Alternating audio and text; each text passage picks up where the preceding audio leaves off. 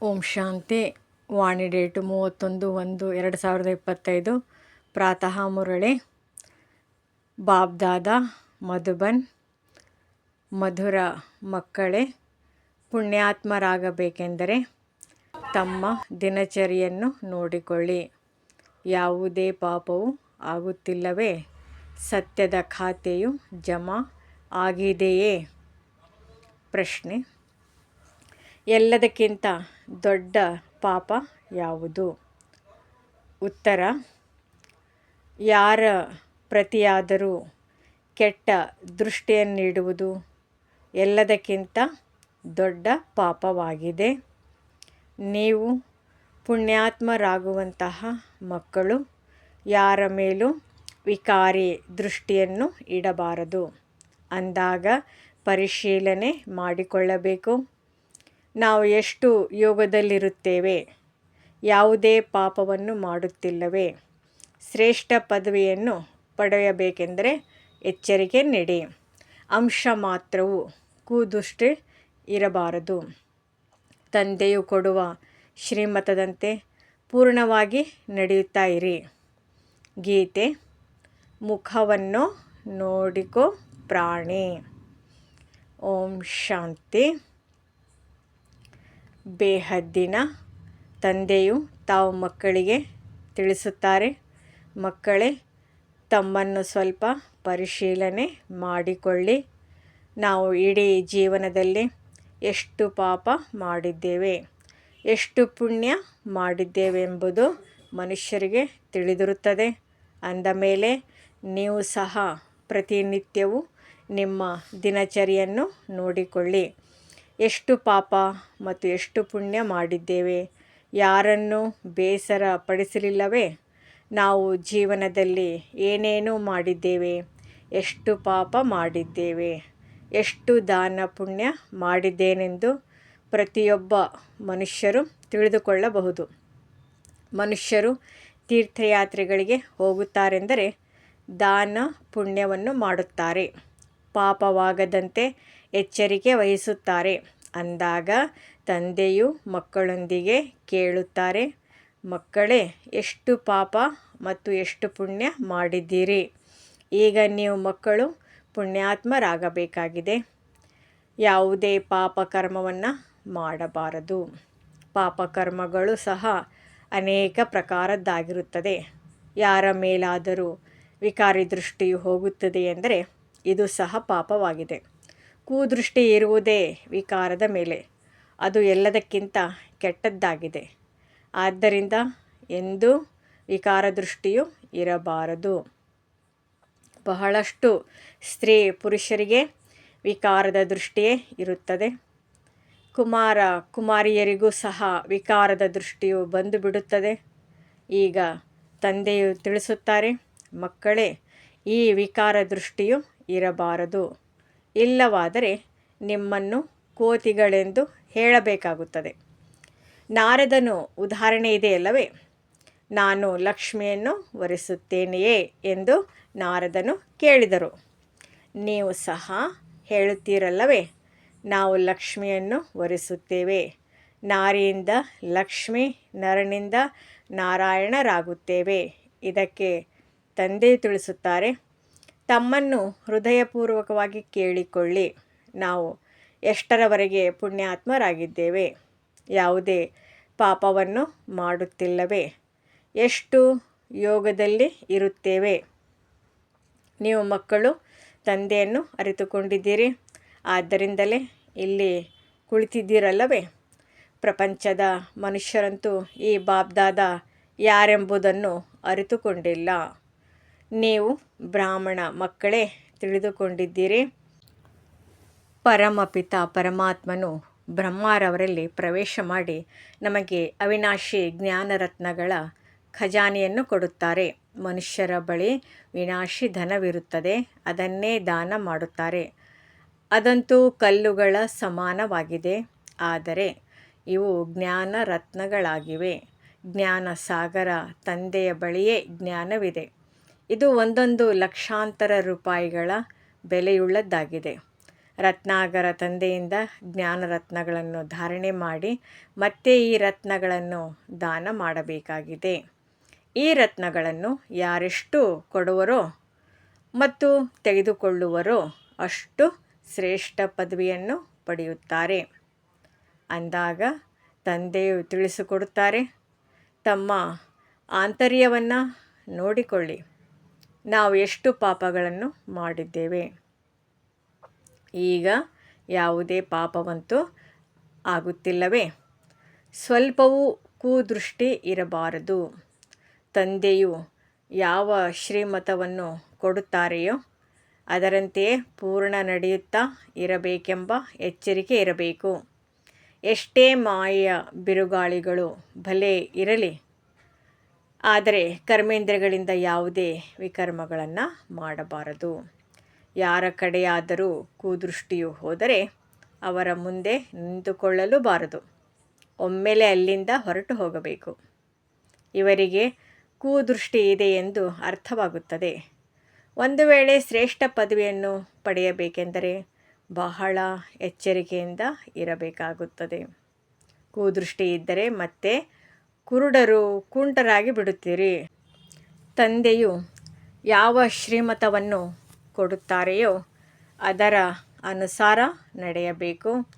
ತಂದೆಯನ್ನು ಮಕ್ಕಳೇ ಅರಿತುಕೊಳ್ಳುತ್ತಾರೆ. ತಿಳಿದುಕೊಳ್ಳಿ, ತಂದೆಯು ಎಲ್ಲಿಯಾದರೂ ಹೋಗುತ್ತಾರೆಂದರೆ ಬಾಪ್ ದಾದಾ ಬಂದಿದ್ದಾರೆಂದು ಮಕ್ಕಳೇ ಅರಿತುಕೊಳ್ಳುವಿರಿ. ಅನ್ಯ ಮನುಷ್ಯರು ಬಹಳಷ್ಟು ನೋಡುತ್ತಾರೆ, ಆದರೆ ಅರಿವಿಗೆ ಏನು ತಿಳಿದಿಲ್ಲ. ಇವರು ಯಾರು ಎಂದು ಯಾರಾದರೂ ಕೇಳಿದರೆ ತಿಳಿಸಿ, ಇವರು ಬಾಪ್ ದಾದಾ ಆಗಿದ್ದಾರೆ. ಎಲ್ಲರ ಬಳಿಯೂ ಬ್ಯಾಡ್ಜ್ ಇರಲೇಬೇಕು. ಅದರ ಮೂಲಕ ತಿಳಿಸಿ, ಶಿವತಂದೆಯು ನಮಗೆ ಈ ದಾದಾರವರ ಮೂಲಕ ಅವಿನಾಶಿ ಜ್ಞಾನರತ್ನಗಳ ದಾನವನ್ನು ಕೊಡುತ್ತಾರೆ. ಇದು ಆತ್ಮೀಯ ಜ್ಞಾನವಾಗಿದೆ. ಆತ್ಮಿಕ ತಂದೆಯು ಕುಳಿತು ಈ ಆತ್ಮೀಯ ಜ್ಞಾನವನ್ನು ತಿಳಿಸುತ್ತಾರೆ. ಶಿವ ಭಗವಾನ್ ವಾಚ್ ಗೀತೆಯಲ್ಲಿ ಕೃಷ್ಣ ಭಗವಾನ್ ವಾಚ್ವೆಂಬುದು ತಪ್ಪಾಗಿದೆ. ಜ್ಞಾನಸಾಗರ ಪತಿತ ಪಾವನನೆಂದು ಶಿವನಿಗೆ ಕರೆಯಲಾಗುತ್ತದೆ. ಜ್ಞಾನದಿಂದಲೇ ಸದ್ಗತಿಯಾಗುತ್ತದೆ. ಇವು ಅವಿನಾಶಿ ಜ್ಞಾನರತ್ನಗಳಾಗಿವೆ. ಸದ್ಗತಿದಾತನು ಒಬ್ಬರೇ ತಂದೆಯಾಗಿದ್ದಾರೆ. ಇವೆಲ್ಲ ವಿಚಾರಗಳನ್ನು ಪೂರ್ಣ ರೀತಿಯಲ್ಲಿ ನೆನಪಿಟ್ಟುಕೊಳ್ಳಬೇಕು. ಈಗ ಮಕ್ಕಳು ತಿಳಿಯುತ್ತೀರಿ, ನಾವು ತಂದೆಯನ್ನು ಅರಿತುಕೊಂಡಿದ್ದೇವೆ ಮತ್ತು ತಂದೆಯೂ ಸಹ ನಾನು ಮಕ್ಕಳನ್ನು ಅರಿತುಕೊಂಡಿದ್ದೇನೆಂದು ತಿಳಿಯುತ್ತಾರೆ. ತಂದೆಯಂತೂ ಇವರೆಲ್ಲರೂ ನನ್ನ ಮಕ್ಕಳೆಂದು ಹೇಳುತ್ತಾರಲ್ಲವೇ? ಆದರೆ ಎಲ್ಲರೂ ತಂದೆಯನ್ನು ಅರಿತುಕೊಂಡಿಲ್ಲ. ಅದೃಷ್ಟದಲ್ಲಿದ್ದರೆ ಮುಂದೆ ಹೋದಂತೆ ಅರಿತುಕೊಳ್ಳುತ್ತಾರೆ. ತಿಳಿದುಕೊಳ್ಳಿ, ಈ ಬಾಬಾರವರು ಎಲ್ಲಿಯಾದರೂ ಹೋಗುತ್ತಾರೆಂದರೆ ಇವರು ಯಾರು ಎಂದು ಕೇಳುತ್ತಾರೆ. ಅವಶ್ಯವಾಗಿ ಅವರು ಶುದ್ಧ ಭಾವದಿಂದಲೇ ಕೇಳುತ್ತಾರೆ. ಆಗ ಇದೇ ಶಬ್ದವನ್ನು ಹೇಳಿ, ಇವರು ಬಾಪ್ ದಾದಾ ಆಗಿದ್ದಾರೆ. ಬೇಹದ್ದಿನ ತಂದೆಯು ನಿರಾಕಾರನಾಗಿದ್ದಾರೆ.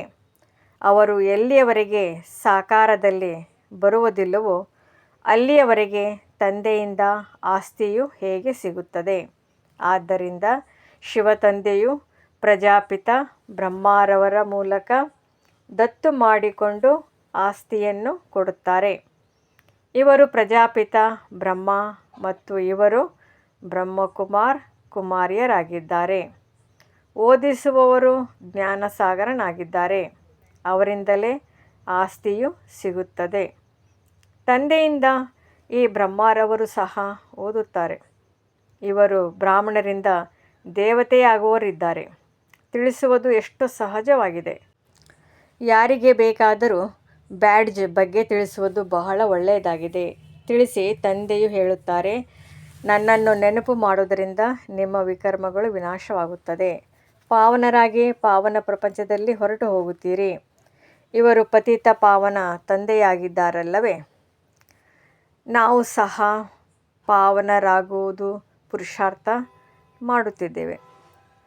ಯಾವಾಗ ವಿನಾಶದ ಸಮಯವು ಬರುವುದೋ ಆಗ ನಮ್ಮ ವಿದ್ಯಾಭ್ಯಾಸವು ಮುಕ್ತಾಯ ಆಗುವುದು. ಇದನ್ನು ತಿಳಿಸುವುದು ಎಷ್ಟು ಸಹಜವಾಗಿದೆ. ಯಾರಾದರೂ ಎಲ್ಲಿಯೇ ಬರುತ್ತಾರೆಂದರೆ ಈ ಬ್ಯಾಡ್ಜ್ ಜೊತೆಯಲ್ಲೇ ಅವಶ್ಯಕವಾಗಿ ಇರಬೇಕು. ಬ್ಯಾಡ್ಜ್ ಜೊತೆ ಒಂದು ಚಿಕ್ಕ ಸಂದೇಶ ಪತ್ರವೂ ಇರಲಿ. ಅದರಲ್ಲಿ ಬರೆದಿರಲಿ, ಭಾರತದಲ್ಲಿ ತಂದೆಯು ಬಂದು ಪುನಃ ಆದಿ ಸನಾತನ ದೇವಿ ದೇವತಾ ಧರ್ಮದ ಸ್ಥಾಪನೆ ಮಾಡುತ್ತಾರೆ. ಈ ಮಹಾಭಾರತ ಯುದ್ಧದ ಮೂಲಕ ಮತ್ತೆಲ್ಲ ಅನೇಕ ಧರ್ಮಗಳು ಕಲ್ಪದ ಹಿಂದಿನ ಥರ ನಾಟಕದ ಯೋಜನೆಯ ಅನುಸಾರ ಸಮಾಪ್ತಿ ಆಗುತ್ತದೆ. ಇಂತಹ ಪತ್ರಗಳು 2-4 ಲಕ್ಷದಷ್ಟು ಮುದ್ರಿಸಿ ಯಾರೇ ಬಂದರೂ ಅವರಿಗೆ ಸಹ ಈ ಪತ್ರವನ್ನು ಕೊಡಬಹುದು. ಮೇಲೆ ತ್ರಿಮೂರ್ತಿ ಚಿತ್ರವಿರಲಿ. ಇನ್ನೊಂದು ಕಡೆ ಸೇವಾ ಕೇಂದ್ರಗಳ ವಿಳಾಸವಿರಲಿ. ಮಕ್ಕಳಿಗೆ ಇಡೀ ದಿನದಲ್ಲಿ ಸರ್ವೀಸಿನ ವಿಚಾರಗಳೇ ನಡೆಯುತ್ತಿರಬೇಕು. ಮಕ್ಕಳು ಗೀತೆಯನ್ನು ಕೇಳಿದಿರಿ. ಪ್ರತಿನಿತ್ಯವೂ ತಮ್ಮ ಲೆಕ್ಕಪತ್ರವನ್ನು ತೆಗೆಯಬೇಕು. ಇಂದು ಇಡೀ ದಿನದಲ್ಲಿ ನನ್ನ ಸ್ಥಿತಿಯು ಹೇಗಿತ್ತು?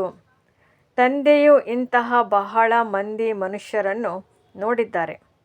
ಪ್ರತಿನಿತ್ಯ ರಾತ್ರಿಯ ಸಮಯದಲ್ಲಿ ಇಡೀ ದಿನದ ಲೆಕ್ಕಪತ್ರವನ್ನು ಬರೆಯುತ್ತಾರೆ. ಯಾವುದೇ ಕೆಟ್ಟ ಕೆಲಸವನ್ನಂತೂ ಮಾಡಲಿಲ್ಲವೇ ಎಂದು ಪರಿಶೀಲನೆ ಮಾಡಿಕೊಳ್ಳುತ್ತಾರೆ. ಎಲ್ಲವನ್ನೂ ಬರೆಯುತ್ತಾರೆ. ಒಳ್ಳೆಯ ಜೀವನ ಕಥೆಯನ್ನು ಬರೆದಿಟ್ಟಿದ್ದರೆ ನಂತರ ಬರುವವರು ಸಹ ಈ ರೀತಿ ಕರೆಯುತ್ತಾರೆಂದು ತಿಳಿಯುತ್ತಾರೆ. ಹೀಗೆ ಬರೆಯುವವರು ಒಳ್ಳೆಯ ವ್ಯಕ್ತಿಗಳೇ ಆಗಿದ್ದಾರೆ. ವಿಕಾರಿಗಳಂತೂ ಆಗಿಯೇ ಇದ್ದಾರೆ. ಇಲ್ಲಂತೂ ಆ ಮಾತಿಲ್ಲ. ನೀವು ತಮ್ಮ ಲೆಕ್ಕಪತ್ರವನ್ನು ಪ್ರತಿನಿತ್ಯವೂ ನೋಡಿಕೊಳ್ಳಿ. ನಂತರ ಅದನ್ನು ತಂದೆಯ ಬಳಿ ಕಳುಹಿಸಬೇಕು. ಆಗ ಒಳ್ಳೆಯ ಉನ್ನತಿಯೂ ಆಗುವುದು ಮತ್ತು ಭಯವೂ ಇರುವುದು. ಇಂದು ನನಗೆ ಕೆಟ್ಟ ದೃಷ್ಟಿಯು ಬಂದಿತ್ತು, ಈ ರೀತಿ ಆಯಿತು ಎಂಬುದೆಲ್ಲವನ್ನು ಸ್ಪಷ್ಟವಾಗಿ ಬರೆಯಬೇಕು. ಯಾರು ಪರಸ್ಪರ ಒಬ್ಬರು ಇನ್ನೊಬ್ಬರಿಗೆ ದುಃಖ ಕೊಡುವರೋ ಅವರಿಗೆ ಗಾಜಿ ಎಂದು ಹೇಳುತ್ತಾರೆ. ಜನ್ಮ ಜನ್ಮಾಂತರದ ಪಾಪಗಳು ನಿಮ್ಮ ತಲೆಯ ಮೇಲಿದೆ.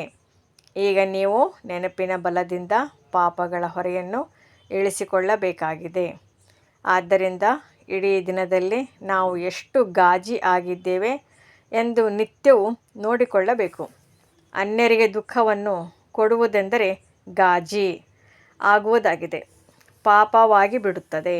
ತಂದೆಯು ತಿಳಿಸುತ್ತಾರೆ, ಗಾಜಿ ಆಗಿ ಯಾರಿಗೂ ದುಃಖವನ್ನು ಕೊಡಬೇಡಿ. ನಾವು ಎಷ್ಟು ಪಾಪ ಮತ್ತು ಎಷ್ಟು ಪುಣ್ಯವನ್ನು ಮಾಡಿದ್ದೇವೆ ಎಂದು ತಮ್ಮನ್ನು ಸಂಪೂರ್ಣ ಪರಿಶೀಲನೆ ಮಾಡಿಕೊಳ್ಳಿ. ಯಾರಾದರೂ ಸಿಗಲಿ, ಅವರಿಗೆ ಈ ಮಾರ್ಗವನ್ನು ತಿಳಿಸಬೇಕಾಗಿದೆ. ಎಲ್ಲರಿಗೆ ಬಹಳ ಪ್ರೀತಿಯಿಂದ ತಿಳಿಸಿ ತಂದೆಯನ್ನು ನೆನಪು ಮಾಡಬೇಕು ಮತ್ತು ಪವಿತ್ರರಾಗಬೇಕಾಗಿದೆ. ಗೃಹಸ್ಥ ವ್ಯವಹಾರದಲ್ಲಿ ಇರುತ್ತಾ ಕಮಲ ಪುಷ್ಪ ಸಮಾನ ಪವಿತ್ರರೂ ಆಗಬೇಕಾಗಿದೆ. ಭಲೆ ನೀವು ಸಂಗಮಯುಗದಲ್ಲಿದ್ದೀರಿ, ಆದರೆ ಇದಂತೂ ರಾವಣ ರಾಜ್ಯವಲ್ಲವೇ? ಈ ಮಾಯಾವಿ ವಿಷಯ ವೈತರಣಿ ನದಿಯಲ್ಲಿರಲು ಕಮಲ ಪುಷ್ಪ ಸಮಾನ ಪವಿತ್ರರಾಗಬೇಕು. ಕಮಲದ ಹೂವಿಗೆ ಬಹಳಷ್ಟು ಸಸಿಗಳಿರುತ್ತವೆ, ಆದರೂ ಸಹ ನೀರಿನಿಂದ ಅದು ಮೇಲಿರುತ್ತದೆ. ಗೃಹಸ್ಥಿಯಾಗಿದೆ ಬಹಳಷ್ಟು ಸಸ್ಯಗಳಿಗೆ ಜನ್ಮ ನೀಡುತ್ತವೆ. ಅಂದರೆ ಈ ದೃಷ್ಟಾಂತವು ನಿಮಗೋಸ್ಕರವೇ ಇದೆ. ವಿಕಾರಗಳಿಂದ ಭಿನ್ನವಾಗಿರಿ. ಇದೊಂದು ಜನ್ಮದಲ್ಲಿ ಪವಿತ್ರರಾಗಿರಿ, ಮತ್ತು ಇದು ಅವಿನಾಶಿಯಾಗಿ ಬಿಡುವುದು. ನಿಮಗೆ ತಂದೆಯು ಅವಿನಾಶಿ ಜ್ಞಾನರತ್ನಗಳನ್ನು ಕೊಡುತ್ತಾರೆ. ಉಳಿದೆಲ್ಲವೂ ಕಲ್ಲುಗಳಾಗಿವೆ. ಅವರಂತೂ ಭಕ್ತಿಯ ಮಾತುಗಳನ್ನೇ ತಿಳಿಸುತ್ತಾರೆ. ಜ್ಞಾನಸಾಗರ ಪತಿತ ಪಾವನನು ಒಬ್ಬರೇ ಆಗಿದ್ದಾರೆ. ಅಂದ ಮೇಲೆ ಇಂತಹ ತಂದೆಯೊಂದಿಗೆ ಮಕ್ಕಳಿಗೆ ಎಷ್ಟೊಂದು ಪ್ರೀತಿ ಇರಬೇಕು.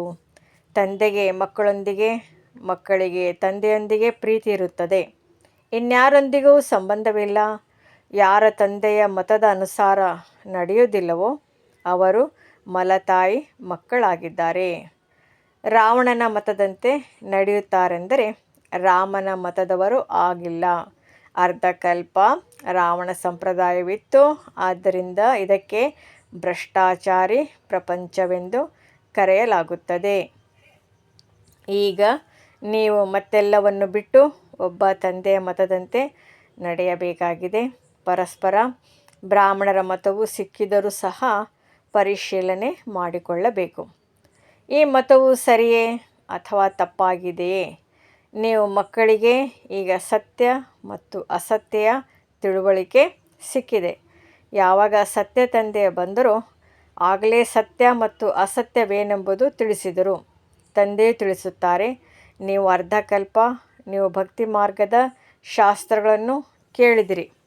ಈಗ ನಾನು ನಿಮಗೆ ಏನನ್ನು ತಿಳಿಸುತ್ತೇನೆಯೋ ಇದು ಸತ್ಯವೇ ಅಥವಾ ಅವರು ಹೇಳುವುದು ಸತ್ಯವೇ? ಈಶ್ವರ ಸರ್ವವ್ಯಾಪಿ ಎಂದು ಅವರು ಹೇಳುತ್ತಾರೆ. ಆದರೆ ನಾನಂತೂ ನಿಮ್ಮ ತಂದೆಯಾಗಿದ್ದೇನೆಂದು ಹೇಳುತ್ತೇನೆ. ಅಂದ ಮೇಲೆ ನಿರ್ಣಯ ಮಾಡಿ ಯಾವುದು ಸರಿ. ಇದನ್ನು ಸಹ ಮಕ್ಕಳಿಗೆ ತಿಳಿಸಲಾಗುತ್ತದೆಯಲ್ಲವೇ?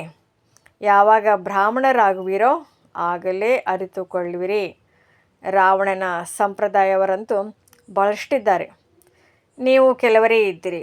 ಅದರಲ್ಲಿಯೂ ಸಹ ನಂಬರ್ವಾರಿದ್ದಿರಿ.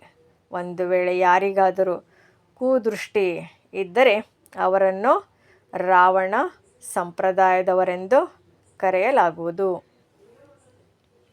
ಯಾವಾಗ ದೃಷ್ಟಿಯು ಸಂಪೂರ್ಣವಾಗಿ ಪರಿವರ್ತನೆಯಾಗಿ ದೈವಿ ದೃಷ್ಟಿಯಾಗುವುದೋ ಆಗ ರಾಮನ ಸಂಪ್ರದಾಯದವರೆಂದು ತಿಳಿಯಲಾಗುತ್ತದೆ. ಪ್ರತಿಯೊಬ್ಬರೂ ತಮ್ಮ ಸ್ಥಿತಿಯನ್ನು ತಿಳಿಯಬಹುದಲ್ಲವೇ? ಮೊದಲಂತೂ ಜ್ಞಾನವಿರಲಿಲ್ಲ. ಈಗಂತೂ ತಂದೆಯು ತಿಳಿಸುತ್ತಾರೆ. ಆದ್ದರಿಂದ ನೋಡಿಕೊಳ್ಳಬೇಕು. ಅವಿನಾಶಿ ಜ್ಞಾನರತ್ನಗಳ ದಾನವನ್ನು ಮಾಡುತ್ತೇನೆಯೇ? ಮನುಷ್ಯರು ಭಲೆ ವಿನಾಶಿ ಧನದ ದಾನ ಮಾಡುತ್ತಾರೆ. ಈಗ ನೀವು ಅವಿನಾಶಿ ಧನದ ದಾನ ಮಾಡಬೇಕೇ ವಿನಃ ವಿನಾಶಿ ಧನವಲ್ಲ. ಒಂದು ವೇಳೆ ವಿನಾಶಿ ಧನವಿದ್ದರೆ ಅದನ್ನು ಅಲೌಕಿಕ ಸೇವೆಯಲ್ಲಿ ತೊಡಗಿಸುತ್ತಾ ಹೋಗಿ. ಪತಿತರನ್ನು ದಾನ ಮಾಡುವುದರಿಂದ ಪತಿತರೇ ಆಗಿಬಿಡುತ್ತೀರಿ.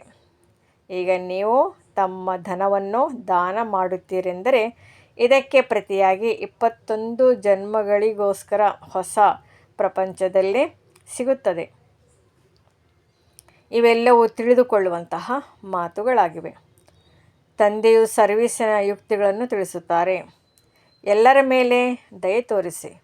ಪರಮಪಿತ ಪರಮಾತ್ಮನು ಬ್ರಹ್ಮರವರ ಮೂಲಕ ಸ್ಥಾಪನೆ ಮಾಡುತ್ತಾರೆಂದು ಗಾಯನವಿದೆ. ಆದರೆ ಅರ್ಥವನ್ನು ತಿಳಿದುಕೊಂಡಿಲ್ಲ. ಪರಮಾತ್ಮನನ್ನೇ ಸರ್ವವ್ಯಾಪಿ ಎಂದು ಹೇಳಿಬಿಟ್ಟಿದ್ದಾರೆ. ಆದ್ದರಿಂದ ಮಕ್ಕಳಿಗೆ ಸರ್ವೀಸಿನ ಬಹಳ ಅಭಿರುಚಿ ಇರಬೇಕು. ಅನ್ಯರ ಕಲ್ಯಾಣ ಮಾಡುತ್ತೀರೆಂದರೆ ತಮ್ಮದು ಕಲ್ಯಾಣವಾಗುವುದು. ದಿನ ಪ್ರತಿದಿನ ತಂದೆಯು ಬಹಳ ಸಹಜ ಮಾಡುತ್ತಾ ಹೋಗುತ್ತಾರೆ. ಈ ತ್ರಿಮೂರ್ತಿ ಚಿತ್ರವು ಬಹಳ ಒಳ್ಳೆಯ ಚಿತ್ರವಾಗಿದೆ. ಇದರಲ್ಲಿ ಶಿವತಂದೆಯೂ ಇದ್ದಾರೆ, ಪ್ರಜಾಪಿತ ಬ್ರಹ್ಮನೂ ಇದ್ದಾರೆ. ಪ್ರಜಾಪಿತ ಬ್ರಹ್ಮಕುಮಾರ್ ಕುಮಾರಿಯರ ಮೂಲಕ ಪುನಃ ಭಾರತದಲ್ಲಿ 100% ಸುಖ, ಶಾಂತಿ, ಪವಿತ್ರತೆ, ದೈವಿ ಸ್ವರಾಜ್ಯವನ್ನು ಸ್ಥಾಪನೆ ಮಾಡುತ್ತಿದ್ದಾರೆ. ಉಳಿದಂತೆ ಈ ಮಹಾಭಾರತ ಯುದ್ಧದಿಂದ ಅನೇಕ ಧರ್ಮಗಳು ಕಲ್ಪದ ಹಿಂದಿನ ತರಹ ವಿನಾಶವಾಗಿ ಬಿಡುತ್ತವೆ. ಇಂತಿಂತಹ ಪತ್ರಗಳನ್ನು ಮುದ್ರಣ ಮಾಡಿಸಿ ಹಂಚಬೇಕು. ತಂದೆಯು ಎಷ್ಟು ಸಹಜ ಮಾರ್ಗವನ್ನು ತಿಳಿಸುತ್ತಾರೆ. ಪ್ರದರ್ಶನೆಯಲ್ಲಿಯೂ ಸಹ ಪತ್ರಗಳನ್ನು ಹಂಚಿ ಅದರ ಮೂಲಕ ತಿಳಿಸುವುದು ಸಹಜವಾಗುತ್ತದೆ. ಹಳೆಯ ಪ್ರಪಂಚದ ವಿನಾಶವಂತೂ ಖಂಡಿತ ಆಗುವುದಿದೆ. ಹೊಸ ಪ್ರಪಂಚದ ಸ್ಥಾಪನೆಯಾಗುತ್ತಿದೆ. ಒಂದು ಆದಿ ಸನಾತನ ದೇವಿ ದೇವತಾ ಧರ್ಮದ ಸ್ಥಾಪನೆಯಾಗುತ್ತಿದೆ. ಉಳಿದೆಲ್ಲವೂ ಕಲ್ಪದ ಹಿಂದಿನ ತರಹ ವಿನಾಶವಾಗಿ ಬಿಡುತ್ತದೆ. ನೀವು ಎಲ್ಲಿಗಾದರೂ ಹೋಗಿ ಜೇಬಿನಲ್ಲಿ ಸಂದೇಶ ಪತ್ರಗಳಿರಲಿ ಮತ್ತು ಬ್ಯಾಡ್ಜ್ಗಳಿರಲಿ. ಸೆಕೆಂಡಿನಲ್ಲಿ ಜೀವನ್ಮುಕ್ತಿ ಎಂದು ಗಾಯನವಿದೆ. ಅಂದಾಗ ತಿಳಿಸಿ, ಇವರು ತಂದೆಯಾಗಿದ್ದಾರೆ, ಇವರು ದಾದಾ ಸಹೋದರ ಆಗಿದ್ದಾರೆ. ಆ ತಂದೆಯನ್ನು ನೆನಪು ಮಾಡುವುದರಿಂದ ಈ ಸತ್ಯುಗಿ ದೇವಿ ದೇವತಾ ಪದವಿಯು ಪಡೆಯುತ್ತೇವೆ. ಹಳೆಯ ಪ್ರಪಂಚದ ವಿನಾಶ, ಹೊಸ ಪ್ರಪಂಚದ ಸ್ಥಾಪನೆ. ವಿಷ್ಣುಪುರಿಯು ಹೊಸ ಪ್ರಪಂಚದಲ್ಲಿ ಇವರ ರಾಜ್ಯವಿರುವುದು ಎಷ್ಟು ಸಹಜವಾಗಿದೆ. ಮನುಷ್ಯರು ತೀರ್ಥಸ್ಥಾನಗಳಿಗೆ ಹೋಗಿ ಎಷ್ಟೊಂದು ಪೆಟ್ಟು ತಿನ್ನುತ್ತಾರೆ. ಆರ್ಯ ಸಮಾಜಿಗಳು ಸಹ ರೈಲಿನಲ್ಲಿ ಹೋಗುತ್ತಾರೆ. ಇದಕ್ಕೆ ಧರ್ಮದ ಪೆಟ್ಟುಗಳೆಂದು ಹೇಳಲಾಗುತ್ತದೆ. ವಾಸ್ತವದಲ್ಲಿ ಅಧರ್ಮದ ಪೆಟ್ಟುಗಳಾಗಿವೆ. ಧರ್ಮದಲ್ಲಂತೂ ಪೆಟ್ಟು ತಿನ್ನುವ ಅವಶ್ಯಕತೆ ಇಲ್ಲ. ನೀವು ವಿದ್ಯೆಯನ್ನು ಓದುತ್ತೀರಿ. ಭಕ್ತಿ ಮಾರ್ಗದಲ್ಲಿ ಮನುಷ್ಯರು ಏನೇನು ಮಾಡುತ್ತಿರುತ್ತಾರೆ. ಮಕ್ಕಳು, ಗೀತೆಯಲ್ಲಿಯೂ ಸಹ ಕೇಳಿದಿರಿ, ಮುಖವನ್ನು ನೋಡಿಕೋ ಪ್ರಾಣಿ. ನಿಮ್ಮ ವಿನಃ ಮತ್ಯಾರು ಹೀಗೆ ಮುಖವ ಅಂದರೆ ಅಂತರ್ಮುಖವನ್ನು ನೋಡಿಕೊಳ್ಳಲು ಸಾಧ್ಯವಿಲ್ಲ. ಭಗವಂತನಿಗೂ ಸಹ ನೀವು ತೋರಿಸಬಹುದಾಗಿದೆ. ಇವು ಜ್ಞಾನದ ಮಾತುಗಳಾಗಿವೆ. ನೀವು ಮನುಷ್ಯರಿಂದ ದೇವತೆ, ಪಾಪಾತ್ಮರಿಂದ ಪುಣ್ಯಾತ್ಮರಾಗುತ್ತೀರಿ. ಪ್ರಪಂಚದವರು ಈ ಮಾತುಗಳನ್ನು ಸ್ವಲ್ಪವೂ ಸಹ ಅರಿತುಕೊಂಡಿಲ್ಲ. ಈ ಲಕ್ಷ್ಮೀನಾರಾಯಣರು ಹೇಗೆ ಸ್ವರ್ಗದ ಮಾಲೀಕರಾದರೆಂದು ಯಾರಿಗೂ ತಿಳಿದಿಲ್ಲ. ನೀವು ಮಕ್ಕಳು ಎಲ್ಲವನ್ನು ಅರಿತುಕೊಂಡಿದ್ದೀರಿ.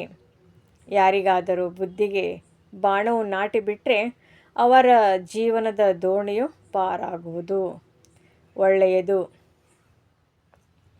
ಮಧುರಾತಿ ಮಧುರ ಅಗಲಿ ಹೋಗಿ ಮರಳಿ ಸಿಕ್ಕಿರುವ ಮಕ್ಕಳ ಪ್ರತಿ ಮಾತಾ ಪಿತಾ ಬಾಬ್ದಾದಾರವರ ನೆನಪು, ಪ್ರೀತಿ ಹಾಗೂ ಸುಪ್ರಭಾತ.